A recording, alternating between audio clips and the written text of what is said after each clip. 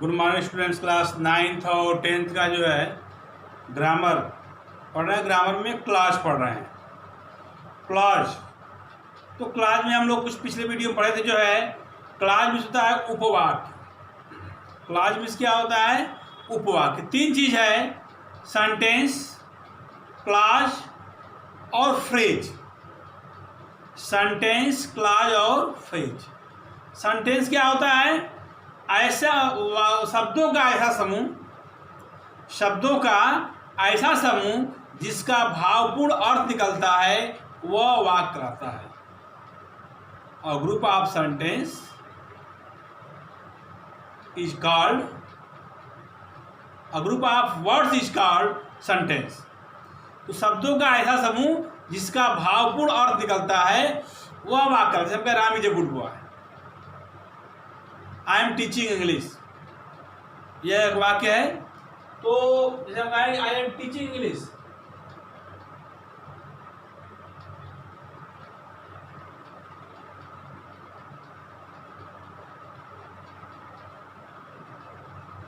I am teaching English, मैं नहीं पढ़ा रहा हूं, यह एक वाक्य है।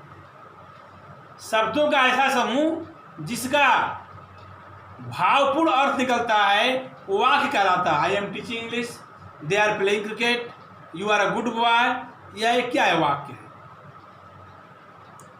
और अब आता है क्लॉजेस, यानी उपवाक्य, है ना। इसको हम जैसे कहते हैं क्लॉज, ठीक है। क्लॉज, क्लॉज मीन्स उपवाक्य। उपवाक्य क्या होता है? जैसे हम कहें कि ही said that Akbar was a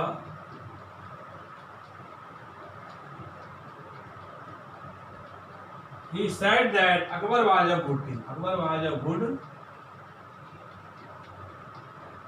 king.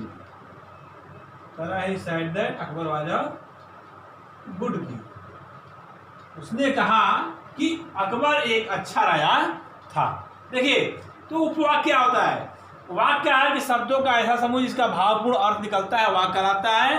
और उपवाक्य भी वही है, शब्दों का ऐसा समूह जिसका कि भावपूर्ण अर्थ हो वह क्या कहलाता है? उपवाक्य कहलाता है, क्लॉज कहलाता है। तो क्लॉज, क्लॉज का क्या होता है? क्लॉज जो है यह दो वाक्यों को जोड़ने का काम करता है। वह शब्द जो दो वाक्यों को जोड़ने काम करता है, तो वो दोनों वाक्य, दो या तीन वाक्य जो भी हो, वो क्लॉज कहलाते हैं। वह शब्द या कंजक्शन जो दो वाक्यों को जोड़ने का काम करता है उसे हम कहते हैं जो क्लॉज। यानी दैट जो है इन दोनों को जोड़ने का काम करता है। He said that Akbar was a good king. तो ये जो कंजक्शन है ये दोनों वाक्यों को जोड़ने का काम करता है। तो ये दोनों वाक्य जो है क्या है? क्लॉज है। दोनों वाक्य आ गए क्लॉज। यानी क्लॉज में दो या तीन वाक्य आएगा। क्लॉज में दो या तीन वाक्य, अगर अकेले कोई वाक्य आता है उसका भावपूर्ण अर्थ है तो वह सेंटेंस है। लेकिन दो या तीन वाक्य आते हैं और उसमें कंजक्शन लगा हुआ है जो शब्द जोड़ने काम कर रहा है, ठीक है, कंजक्शन, तब यह वाक्य जो दो वाक्य या तीन वाक्य हो वह क्लॉज होते हैं। यानी ही सेड, वह कहा, ये क्लॉज है। Akbar was a good king, Akbar एक अच्छा राजा था, ये क्लॉज है। ये दोनों क्या कर रहा है? जोड़ रहा है। तो he said that Akbar was a good king, तो इसे हम क्लॉज बोलेंगे। अब एक वाक्य में दो क्लॉज हो सकता है, तीन क्लॉज हो सकता है। एक वाक्य में दो क्लॉज हो सकता है, तीन क्लॉज हो सकता है। तो क्लॉज के वाक्य क्लॉज में अंतर क्या है? शब्दों का ऐसा समूह जिसका भावपूर्ण अर्थ निकलता है वह वाक्य कहलाता है। Ram is a good boy, I am teaching, they are playing cricket. तो फिर क्लॉज क्या होता है?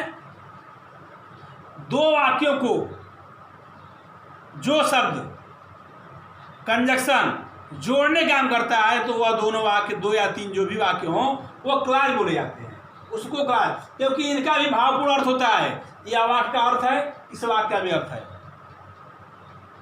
और वाक्य में और क्लॉज में कर्ता और क्रिया होते हैं। वाक्य में कर्ता और क्रिया अवश्य होते, तभी वो वाक्य बनेगा। बिना कर्ता और क्रिया के वाक्य नहीं बनेगा।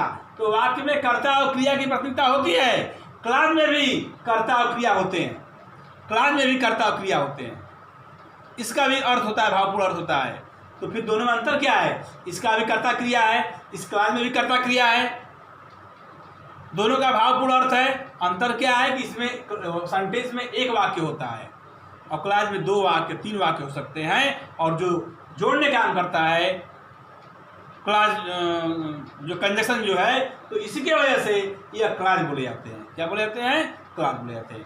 तो ये सेंटेंस और क्लास में अंतर है, वाक्य और उपवाक्य में अंतर है कि जब एक वाक्य हो उसका भावपूर्ण अर्थ हो तो वह सेंटेंस है, वाक्य है। और जब 2 वाक्य हो, 3 वाक्य हो, किसी कंजक्शन से जुड़ा हुआ हो, तब जो है वह जो है क्लास बोला जाता है। दोनों में कर्ता क्रिया होता है।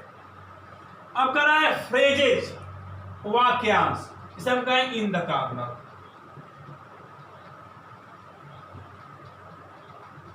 In the corner, in the ways, on the road. अब फ्रेज समझ क्या आता है? फ्रेजेज, वाक्यांश, शब्दों का ऐसा समूह करा है जिसका अर्थ तो होता है लेकिन भावपूर्ण अर्थ नहीं होता है, उसे हम वाक्यांश कहते हैं। शब्दों का ऐसा समूह जिसका अर्थ तो होता है लेकिन भावपूर्ण अर्थ नहीं होता है, उसे हम वाक्यांश कहते हैं। यानी वाक्य का एक भाग होता है, वाक्य का एक अंश होता है वाक्यांश। शब्दों का ऐसा समूह जिसका अर्थ तो होगा लेकिन भावपूर्ण अर्थ नहीं होगा। भावपूर्ण अर्थ क्यों नहीं होगा? क्योंकि उसमें कर्ता और क्रिया नहीं होता है, उसमें कर्ता क्रिया नहीं होता है, इसलिए उसका भावपूर्ण अर्थ नहीं निकलता है।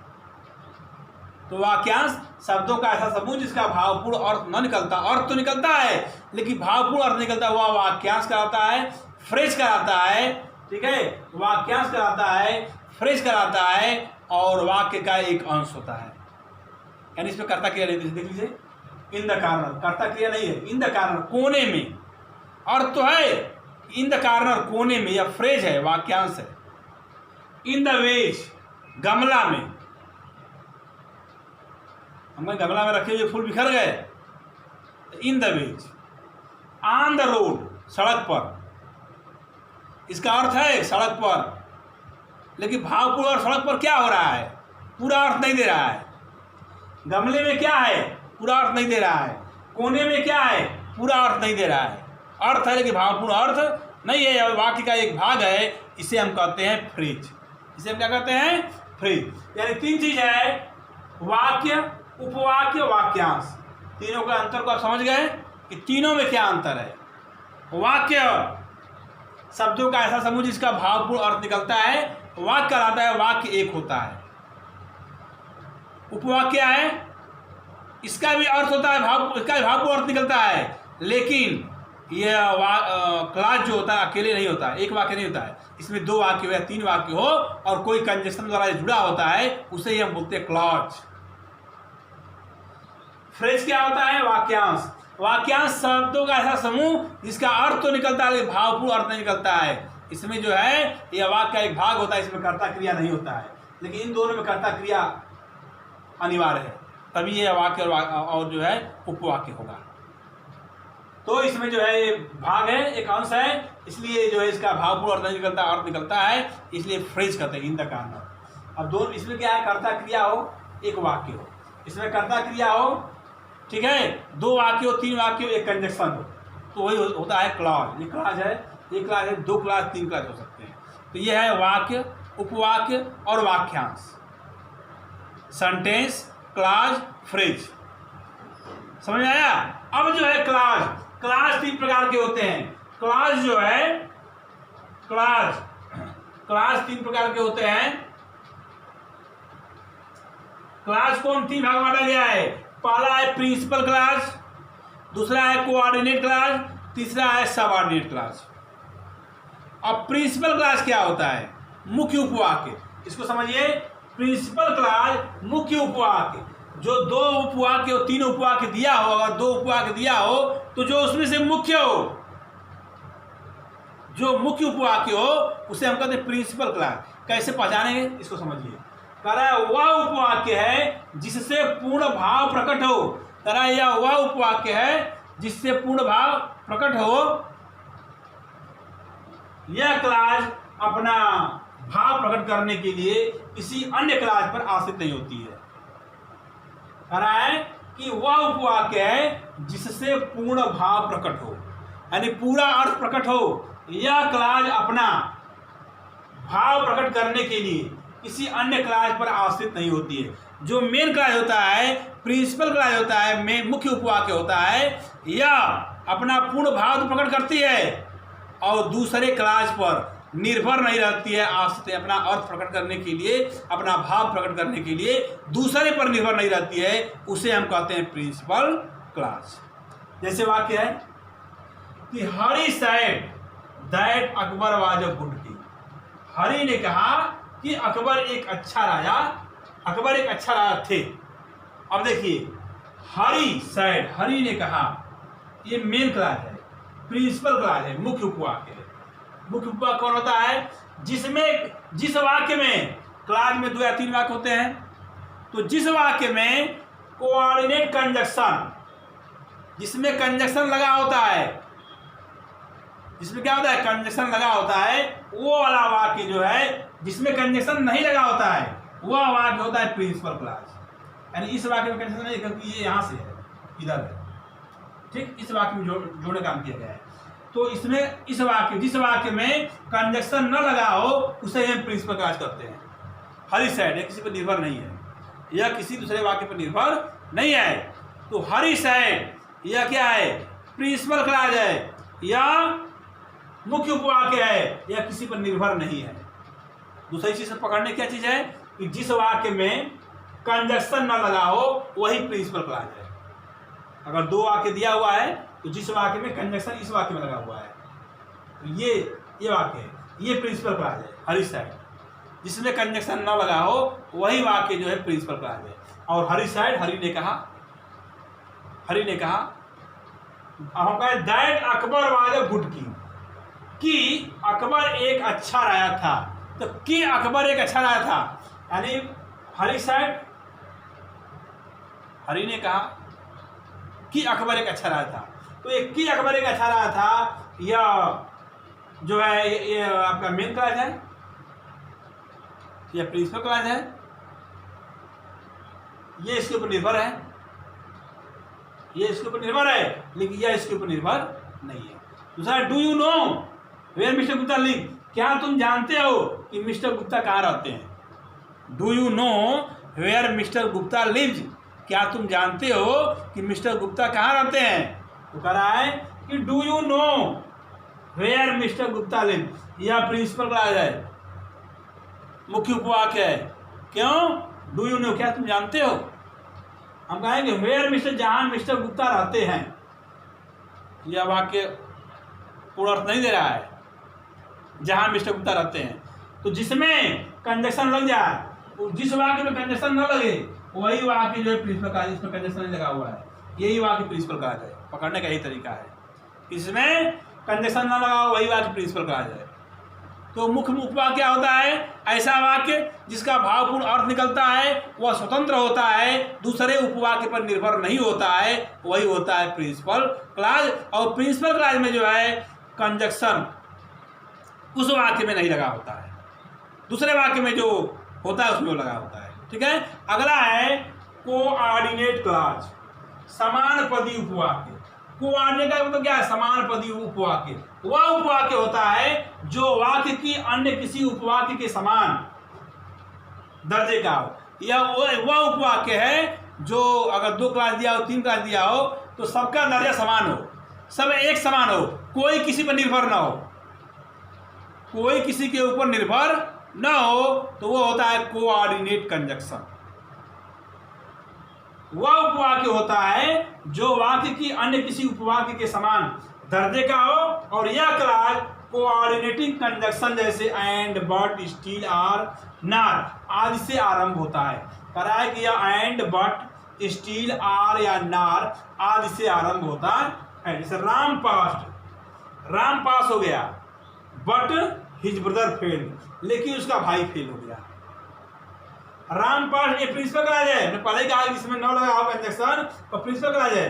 लेकिन इसके आगे वाला जो वाक्य है कि बट हिज ब्रदर फेल्ड, लेकिन उसका भाई फेल गया, कि बट को हटा दीजिएगा, बट को हटा दिया जाए, हिज ब्रदर फेल्ड, उसका भाई फेल हो गया, तो इसका भावपूर्ण अर्थ निकल रहा है।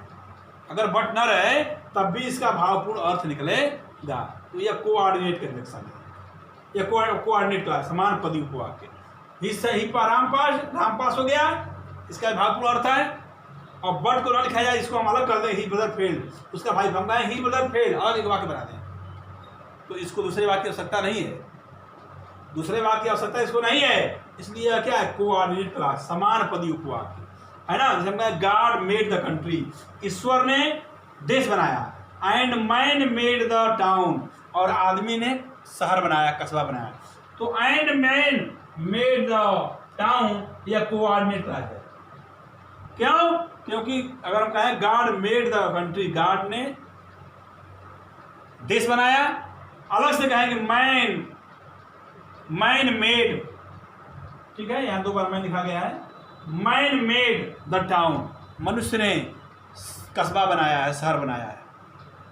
ये भी यह वाक्य स्वतंत्र है, यह वाक्य स्वतंत्र है, इसको इस पर निर्भर रहने की आवश्यकता नहीं है, प्रिंसिपल क्लॉज पर निर्भर रहने की आवश्यकता नहीं है, स्वतंत्र है।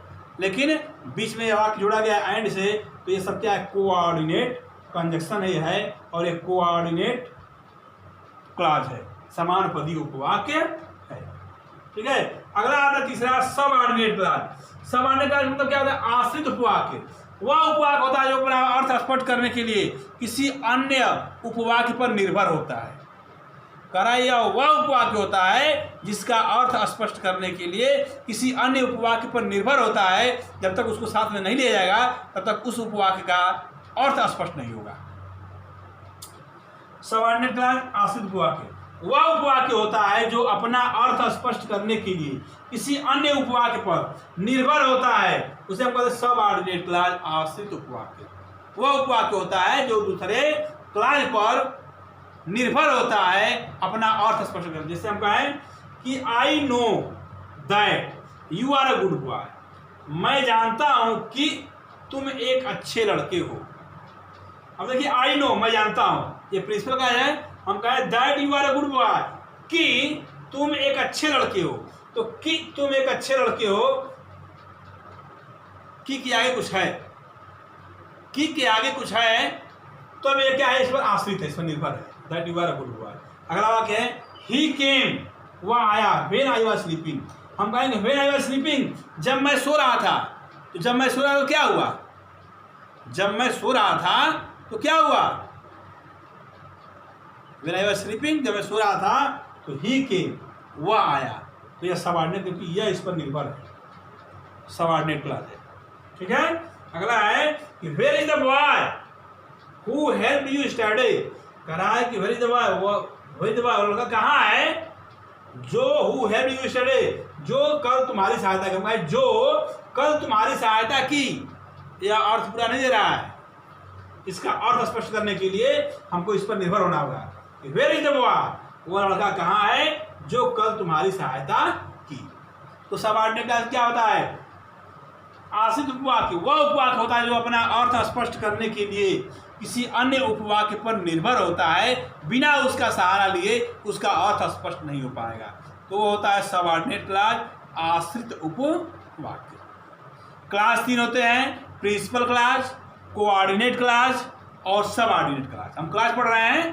क्लॉज 3 होते हैं, प्रिंसिपल क्लॉज मुख्य उपवाक्य, कोऑर्डिनेट क्लॉज समानपदी उपवाक्य, सबऑर्डिनेट क्लॉज जो है आश्रित उपवाक्य। प्रिंसिपल क्लॉज क्या है, मुख्य उपवाक्य। यह क्लॉज जो है किसी दूसरे क्लॉज पर निर्भर नहीं होता है, यह स्वतंत्र होता है, इसका अर्थ स्पष्ट होता है, किसी दूसरे के सहारा की आवश्यकता नहीं होती है। वो होता है प्रिंसिपल क्लॉज। कोऑर्डिनेट क्लॉज क्या है, समानपदी उपवाक्य। यह वह उपवाक्य है जो दूसरे क्लॉज पर निर्भर नहीं होता है, अपने आप में खुद यह भाव अर्थ अपना स्पष्ट करता है और समान दर्जे का होता है। जो दूसरे वाला वाक्य है, एक वाक्य जो है दूसरा वाक्य भी उसी समान वो भी होता है, तो कोऑर्डिनेट क्लॉज होता है। और सबऑर्डिनेट क्लास क्या होता है? आश्रित उपवाक्य या वह उपवाक्य है जो अपना अर्थ स्पष्ट करने के लिए दूसरे उपवाक्य पर निर्भर रहता है, उसे हम कहते हैं सबऑर्डिनेट क्लास। ठीक है, अब अगले वीडियो में हम पढ़ेंगे subordinate class, kinds of subordinate class, subordinate class के प्रकार। ठीक है, धन्यवाद।